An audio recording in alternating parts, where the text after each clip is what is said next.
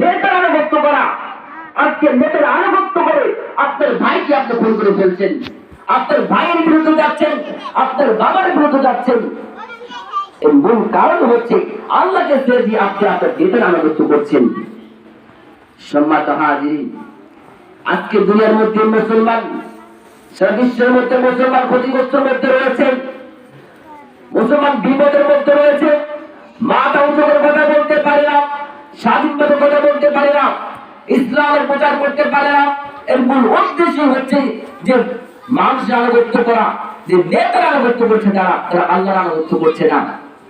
সম্মানিত হাজিরিন, আল্লাহর আনুগত্য করলে তো সরাসরি পয়সা পাওয়া যায় না।